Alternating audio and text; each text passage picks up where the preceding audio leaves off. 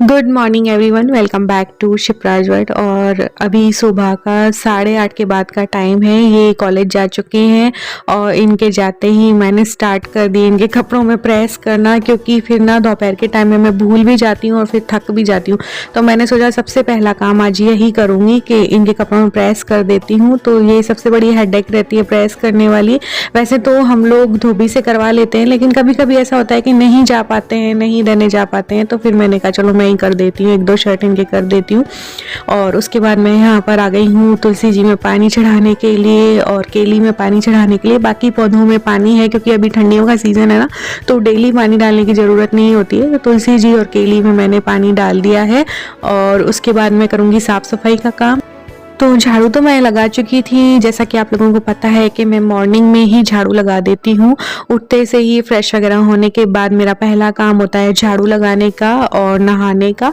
तो वो काम तो मेरा हो चुका है। और इनके जाने के बाद ना मैं पोछा वगैरह कर देती हूँ, क्योंकि जाने के बाद पोछा इसलिए करती हूँ कि धूल मिट्टी वगैरह वापस से आ जाती है थोड़ी बहुत, जूतों की वगैरह की ये लोग पहन करके जाते हैं ना। तो फिर उसके बाद पोछा दो ना तो क्लीन हो जाता है सारा अच्छे से। तो बस पोछा दूंगी, उसके बाद सारे काम बैक टू बैक करने ही है। सांस लेने की भी फुर्सत नहीं मिलती है। और यहाँ पर जो है मैं ग्रॉसरी फिल कर रही हूँ, क्योंकि 2-3 दिन से ग्रॉसरी आ रखी है। सोचा था संडे के दिन इनके साथ फिल कर लूँगी, बट कल ये बहुत ज़्यादा बिजी थे किसी काम की वजह से, तो फिर वो नहीं हो पाया। तो मैंने कहा चलो मुझे ही करना है, जो भी करना है सारे काम मैंने ही करने हैं, तो फिर क्यों ना चलो आज ही कर लेते हैं। तो थोड़ा सा टाइम था और आज ग्रॉसरी फिल करने के चक्कर में ना मैंने घर के काम फटाफट निपटा लिए थे, क्योंकि मुझे ग्रॉसरी जब तक मैं फिल नहीं करती हूँ ना हेडेक रहती है। और घर भी फैला फैला सा रहता है, एक जगह पे ग्रॉसरी रखी रहती है ना, तो घर भी फिर फैला फैला सा रहता है।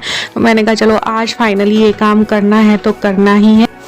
तो बस चीनी और चावल तो मैंने फिल कर दिया है। अब बारी आती है मसालों की। तो मसाले भी मैं ना पैकेट खोल के नहीं रखती हूँ किसी भी सामान का। जैसे जो एक्स्ट्रा सामान होता है ना, तो उसका पैकेट ओपन नहीं करती हूँ, पैकेट में ही रखे रहने देती हूँ और कंटेनर में इस तरीके से रख देती हूँ। तो बस मसाले वगैरह भर दूँगी। उसके बाद ऑयल वगैरह भी मुझे फिल करना है।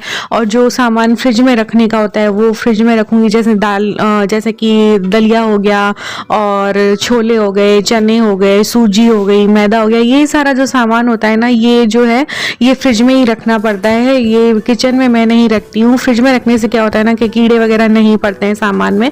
तो जो सामान फ्रिज में रखने का होता है वो फ्रिज में रख देती हूँ। तो बस सारे सामान को जगह पे भी रख दूंगी, साथ के साथ ही जगह पे भी रखती जाऊंगी। तो फटाफट काम मेरा ख़त्म होता जाएगा। और यहाँ पर जो है ऑयल कंटेनर में मैं ऑयल भी फिल कर दूंगी। और मेरे पास कुछ सवाल थे किचन क्लीनिंग को लेकर, माधुरी जी का और छवि जी का, कि दीदी आप किचन को कितनी बार क्लीन करते हैं और कैसे क्लीन करते हैं। तो किचन को मैं जैसे मेन तो लंच के बाद और डिनर के बाद प्रॉपर तरीके से क्लीन करती हूँ। लेकिन जब भी मैं किचन में कुछ भी काम करती हूँ ना, जैसे चाय बना ली या कोई नाश्ता वगैरह बनाया, तो उसी टाइम ना किचन को जैसे स्लैब को साफ़ कर दिया या गैस स्टोव को साफ़ कर दिया, तो मैं साफ करती रहती हूँ जितनी बार भी काम करती हूँ ना। तो फिर जब हम फाइनल क्लीनिंग करते हैं ना किचन की, तो इतना ज़्यादा लोड हमारे ऊपर नहीं पड़ता है। तो छवि जी ने मुझे बोला था कि उन्हें थोड़ा सा किचन क्लीनिंग करने में थोड़ा सा वो लगता है कि हाँ वर्कलोड लगता है, हवा लगता है, मतलब ऐसा कुछ उन्होंने मुझे बोला था। तो अगर आप टाइम टू टाइम करती रहेंगी ना किचन को क्लीन, तो जब आप फाइनल किचन की क्लीनिंग करेंगी ना, तो आपके ऊपर ज़्यादा लोड नहीं पड़ेगा। अच्छा, तो यहाँ पर मैं बनाने लगी हूँ अथक के लिए बर्गर। उसके लिए मैंने मेयोनीज लिया है, पिज़्ज़ा टॉपिंग सॉस लिया है और ये टमाटो केचप लिया है। और वेजिटेबल्स में मेरे पास ज़्यादा वेजिटेबल्स नहीं थी, तो मैं बस यहाँ पर टमाटर ऐड कर दूँगी और टमाटर के ऊपर ना हल्का सा नमक और मिर्ची डाल दूँगी ना, तो अच्छा सा टेस्ट आ जाएगा और अथक को बर्गर की तरह भी लगेगा। तो बस क्योंकि अभी 3-3:30 का टाइम हो चुका है और उसके बाद ना 4-4:15 के आसपास ये सभी बच्चे लोग ना गार्डन चले जाते हैं खेलने के लिए। तो उससे पहले ना मैं कुछ ना कुछ उसको खिला देती हूँ, क्योंकि ये 1 से 1.5 घंटे फिर खेलने चला जाता है ना, तो मैं इसको कुछ खिला के ही भेजती हूँ ताकि इसका पेट खाली ना रहे और उसके एनर्जी भी रहे। भाग दौड़ करते हैं ना बच्चे, तो एनर्जी तो चाहिए ही। तो यहाँ पर देखिए हमारा बर्गर बनकर तैयार हो चुका है।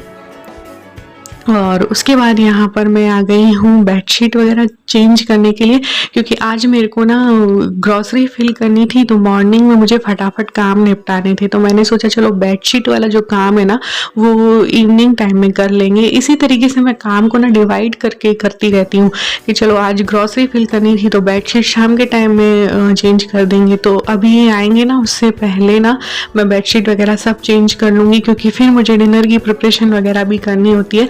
तो और कोई भी काम ना मैं नेक्स्ट डे पर नहीं छोड़ती हूँ। जैसे आज मैंने सोच रखा था ग्रॉसरी फिल करनी है तो मुझे करनी है, बेडशीट चेंज करना है तो मुझे करना ही है, उसको ना मैं कल पे नहीं छोड़ती। हाँ, आगे पीछे करके काम को करती रहती हूँ लेकिन करती उसी दिन हूँ।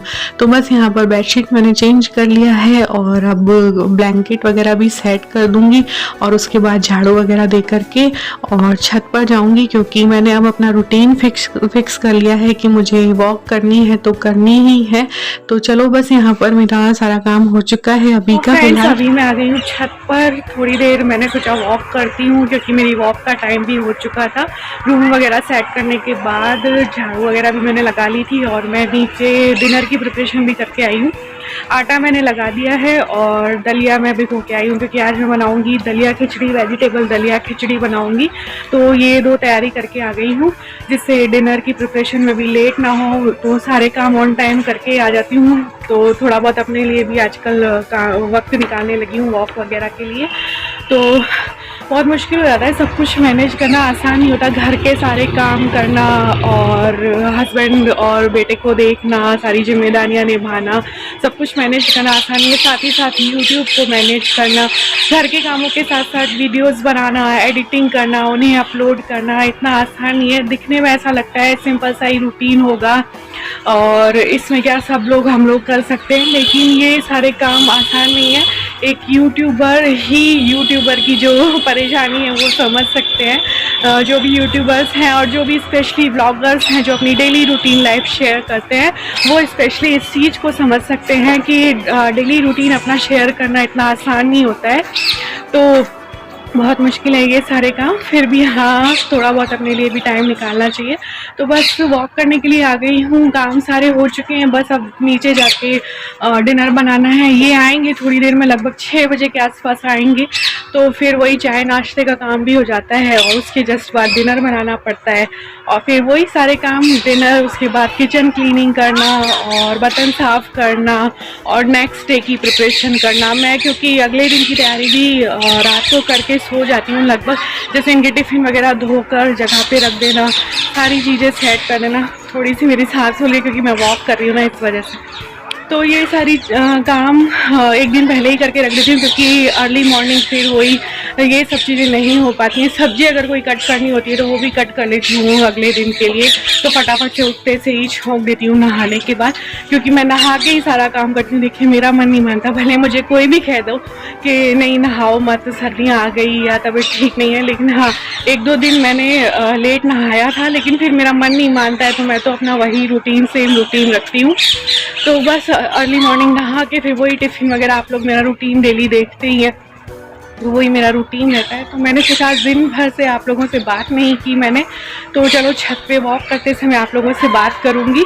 तो ये व्लॉग आपको कैसा लगा, कोशिश करती हूँ अच्छा व्लॉग बनाने की, और आप लोग प्यारे प्यारे कमेंट्स भी करते हैं, बहुत अच्छा लगता है जब आप लोग इतने प्यारे कमेंट्स करते हैं और मेरा रूटीन देखकर आप लोग बोलते हैं कि दीदी आपको देखकर, आपके काम को देखकर मोटिवेशन मिलता है, तो इससे बहुत खुशी मिलती है और व्लॉग बनाने की इंस्पिरेशन भी मिलती है। तो चलिए फ्रेंड्स, इस व्लॉग को यहीं पे एंड करना चाहूँगी। ये व्लॉग आपको कैसा लगा ज़रूर से कमेंट कीजिएगा। मिलेंगे नेक्स्ट व्लॉग में, तब तक के लिए बाय बाय, टेक केयर।